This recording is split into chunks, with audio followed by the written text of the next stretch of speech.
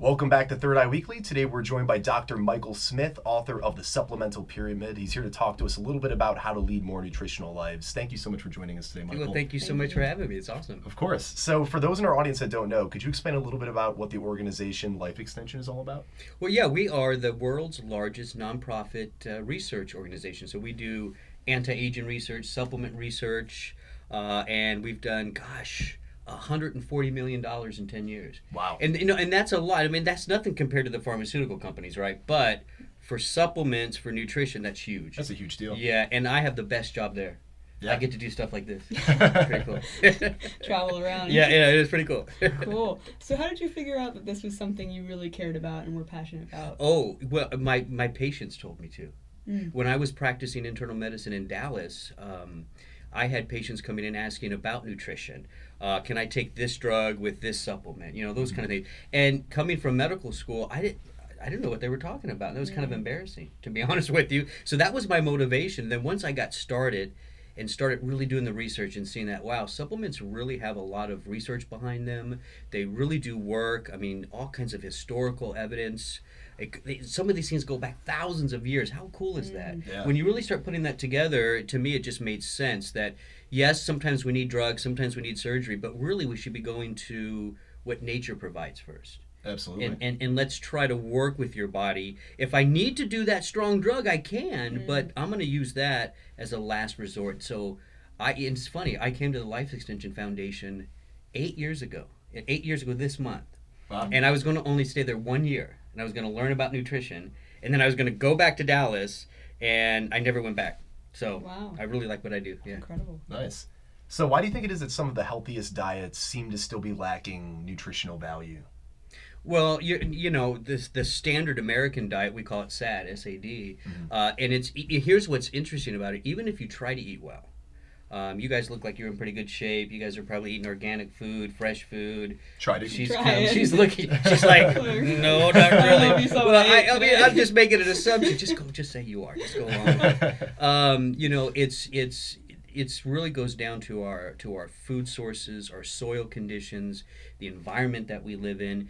I mean, even when you're trying to do the right things, our foods are just nutrient poor because they come from nutrient poor soils. You know, and so it's not really, you know, anybody's fault in a sense. There are people trying to do better. It's just that we don't have the nutrition in our food chain anymore, and that's what's really scary to me. Is we're encouraging people to eat organic and fresh food, but yet it's still nutrient poor. That's worrisome.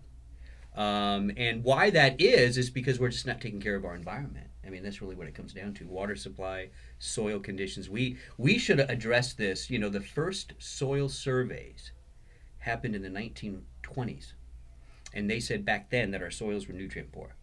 So what do you guys think we've done since the 1920s to improve our soils? To improve the soil? Yeah. I mean, I can think of a lot of things we've done to not improve the soil. We Added made up Monsanto. words. Yeah. We made up words. Yeah, we haven't. Well, you know, let's don't go there right now, but because that's a whole other show. But you know, we haven't done anything. I mean, there's been some rejuvenation efforts in the South with soils, but Sure. for the most part, we've been eating, you know, just bags of food with calories that don't have any nutrition in them. You know, so it's really and so that's what's sad. The standard American diet is missing the basic macronutrients, micronutrients. And it shows. Just look around. I mean, people are sick. Yeah. Food sick. Yeah. So you developed this supplemental pyramid. Tell us a little bit about that and how it's different from the traditional food pyramid. Well, they're both pyramids in the sense that they're educational tools, but the food pyramid is not personalized, right? That's just, this is how much meat you should get. This is how much plant-based food you should get, fiber, etc. What my pyramid is really about is it organizes how you might develop a supplement regimen, and it's really about looking at what your specific needs are. So now the base of my pyramid, my pyramid builds up, whereas the food pyramid, they now broke it up into columns. I don't know if you've seen the new one. Yeah, I did see Yeah, that. so it's not, so they have it in like, you have fats here, oils here, that kind of stuff. Right. My pyramid goes from the bottom up. The base of it I call the foundation. This is the foundational nutrients we all need: multivitamin, omega-3 oils, probiotics. I mean, those are the foundation. Once you got that started, you then move up to the middle part of the pyramid, and this is where I personalize it for you. I mean, how do you really know you need something like curcumin, or how do you know you need some extra pomegranate? How do you know you need to worry about your brain? You know, you guys are young, so you're probably thinking, I don't do any of that stuff. But when you get my age, you start thinking about Yeah. stuff like this. So how do you know? So what I did is I developed quizzes, health quizzes, and you simply answer yes or no. I have 16 quizzes, head to toe. Diabetes, cancer, heart, it's all in there. And based on your answers, I develop a score, and that score reflects risk. For like heart disease, for instance, the higher the score, the greater the risk. Once I know that, now I can say, yeah, you know what, you probably do need some extra pomegranate. You probably do need some CoQ10, based on how you answered, the quizzes. So that's how I personalize it, and that's where it's different from the food pyramid. Sure. So how do you accommodate for these supplementals into a diet? If you're designing a diet for yourself, how do you kind of design that to accommodate? Well, that's good you said with the diet, right? That's where it begins. Remember, supplements only supplement a diet, right? Sure. I mean, we don't, and I think it's important to say that, because what we're seeing is there's a lot of Americans who understand that they need to do something a little bit better. They need to get more nutrients in, but they don't want to stop eating the French fries. They don't want to stop eating, the fast food stuff. So they think, well, okay, well, I'm going to go and I'm going to do the foundational supplements Dr. Mike talks about. That's not, no, come on. You're really making it tough for those nutrients to work well in your body. So it does start with diet. We do need to eat the organic, the fresh produce. But with that said, because those are still poor foods, nutrient poor foods, that I would encourage people to at least begin with the foundational nutrients that I have, that I talk about. Multivitamin, the omega oils. You guys know about the omega oils, right? Fish oil. Of course. And probiotics. And I think that's the first place to begin. And then just go through the quizzes, and you'll come up with a nice list of nutrients that make sense for your body. Sure. So how do you create a balanced nutritional regimen with, the quizzes and the instructional material and all that? How do we balance it all? Well, I think first of all, you have to know where the imbalances are, right? I mean, if we like to throw that word around in medicine today, balance, restore balance. And sometimes I wonder, what do people really mean when they say stuff like that? So I think that I wrote the book from the assumption that we do have these nutritional imbalances, because I see it in our food, right? So I think that's a safe one. Mm-hmm. So I know that we're lacking the good oils. I know that we're lacking the basic vitamins and minerals. As a matter of fact, the government just released a report saying that most people, like 80% of the people, are deficient in vitamin A. Wow. So we are. If you're an average American, I already know you have some of those deficiencies. Bad fats, not enough of the micronutrients. So yeah, I wrote the book from that position, assuming an average person. Once I did that, if I can get people, and I'm convinced of this, if you simply start with the fresh food, start organic, fresh food, 80% plant-based, 20% lean protein, and I don't care where you get if you want beef, that's fine, grass-fed beef, lean proteins, poultry, whatever it is, 80% plant-based, 20% lean protein. We're going to get you on those foundational nutrients. That's going to correct a vast majority of the imbalances for people.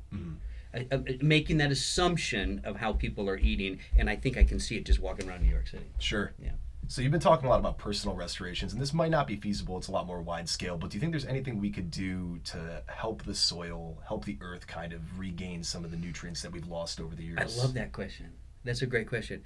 I have no idea. No, I'm just kidding. I do. I have. Well, because it depends on because soils are different in different parts of the country, and the world really. And some soils need more nitrates, for instance.